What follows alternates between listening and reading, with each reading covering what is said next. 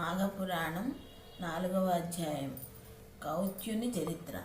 పులి మొగముతోనున్న గంధర్వుని విచిత్ర చరిత్రను విన్నవించిన వశిష్ఠుడు వారింకను దిలీప మహారాజుతో మాఘమాస విశిష్టతను గురించి విన్నవించుతున్నారు. పూర్వము కుత్సుడనే పేరుగల సద్బ్రాహ్మణుండేవాడు. ఈతడు ఒక అర్థము మహాముని యొక్క కూతుర్ని వివాహమాడాడు. కాలక్రమేణా వారికి ఒక పుత్రుడు కూడా ఉదయించాడు.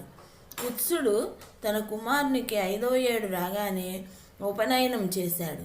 ఆ బాలుడు దినదిన ప్రవర్ధమానుడై పెరగసాగాడు. పెద్దలను గౌరవించుట, మర్యాద, మన్నన, విద్యాభ్యాసం పట్ల అమిత శ్రద్ధ, నీతి నియమాలు పాటించుట, దైవభక్తి మున్నగు సుగుణాలను కలిగి దైవ కార్యములను నెరవేర్చుచు సకల శాస్త్ర పారంగతుడయ్యాడు. కొంతకాలానికి ఆ బ్రాహ్మణునికి యుక్త వయసు వచ్చింది. అతనికి దేశాటకు పోవలనండి ఇచ్చ ఏర్పడింది. యువకుడైన బ్రాహ్మణ వాళ్ళు వెంటనే దేశాటనకు తీర్థయాత్రలకు బయలుదేరాడు. అతడు అనేక పుణ్యక్షేత్రములను సందర్శించుతూ సిద్ధులను, యోగి పుంగవులను సేవించుతూ మాఘమాస సమయమునకు కావేరీ నదీ తీరానికి చేరుకున్నాడు. ఆహా, నా పుణ్యభాగ్యమేమని చెప్పుదును. ఈ మాఘమాస కాలంలో నాకు కావేరీ నదీ స్నాన పుణ్యఫలం లభించింది. నేనెంతయో అదృష్టవంతుడిని.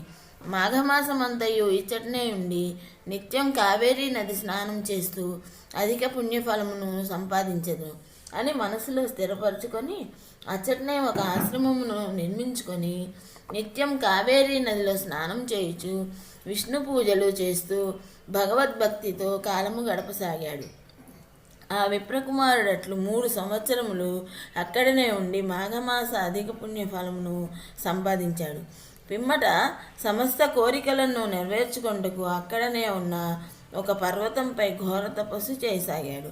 తదేక దీక్షతోనూ అధిక నిష్ఠతోనూ నిర్మల మనస్సుతో ఘోర తపమాచరించుచున్న ఆ విప్రకుమారునికి అన్నతి కాలంలోనే ఆ శ్రీమన్నారాయణుడు ప్రత్యక్షమయ్యాడు.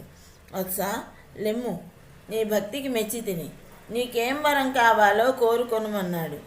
శ్రీమన్నారాయణుడు కన్నులు తెరిచిన ఆ విప్రకుమారునకు ఎదురుగా అమిత తేజోమయ శక్తి స్వరూపుడు, శంఖచక్ర గదాధరుడు, కోటి సూర్య ప్రకాశుడైన ఆ శ్రీహరి కనిపించాడు.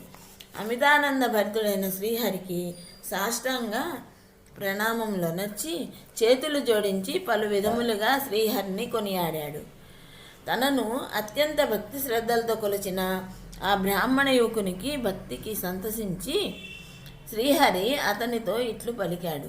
ఓ బ్రాహ్మణ బాలక, నీవు నీ అఖండ భక్తి శ్రద్ధలతో నన్ను వేనోళ్ల కొనియాడి సంతుష్టుణ్ణి చేసిద్వి. అదెట్లనగా, నీవు మాఘమాసమందు అనేక పర్యాయములు విడవకుండా నిత్యము నది స్నానము చేయుటచే తపస్శాలురకు కూడా లభ్యము కాని అమిత మాఘమాస పుణ్యఫలమును సంపాదించితివి. మాఘమాస నదీ స్నాన ప్రభావముచే నాకు నీపై ఎనలేని ప్రేమానురాగాలు కలిగాయి.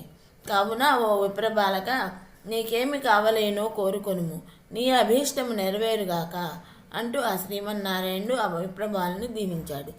సాక్షాత్తు ఆ శ్రీమన్నారాయణుడే ప్రత్యక్షమై పలికిన పలుకులకు విప్రబాలుడంతయో సంతసించి, ప్రభు, సర్వ జగద్రక్షక, శ్రీమన్నారాయణ, ఆపద్బాంధవ, అనాథరక్షక, సర్వాంతర్యామి శ్రీహరి, నమోస్తు నమోస్తు. నీ దివ్యమంగళ విగ్రహమును కన్నంతనే నాకు జన్మ తరించింది. నీ దర్శన భాగ్యం తప్ప నాకు ఇంకే కోరికలు లేవు. ఏ భగవంతుని కన్నులారా దర్శించి తరించుదామని అనుకుంటారో నాకది మాఘమాస నదీ స్నానం మహిమ వలన లభించింది. వేల కొలది సంవత్సరములు నీ దర్శనం భాగ్యంకై ఘోర తపస్సు చేసిను లభించింది. కేవలం మాఘమాసమందలి నదీ స్నానం వలన లభించింది. నీ దర్శన భాగ్యం ఇప్పించి నన్ను ధన్యుణ్ణి చేసేదివి. నిన్ను వీక్షించుడు తప్ప నాకు ఇంకేమీ కోరికలు లేవు తండ్రి.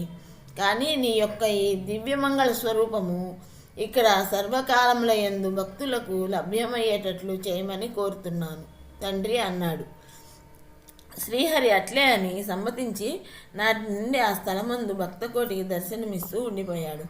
భక్తుడగా ఆ విప్రకుమారుడు సంతోషించి మరొక్క మారు మనపూర్వకంగా శ్రీహరిని నమస్కరించి తన తల్లిదండ్రులకు చూచుటకై తన గ్రామమునకు బయలుదేరాడు. బహుదినములకు గృహమునకు ఏదించిన బాలుని గని ఆ వృద్ధ బ్రాహ్మణ దంపతులు మిక్కిలి సంతోషించారు. మాఘపురాణం 4వ అధ్యాయం సమాప్తం.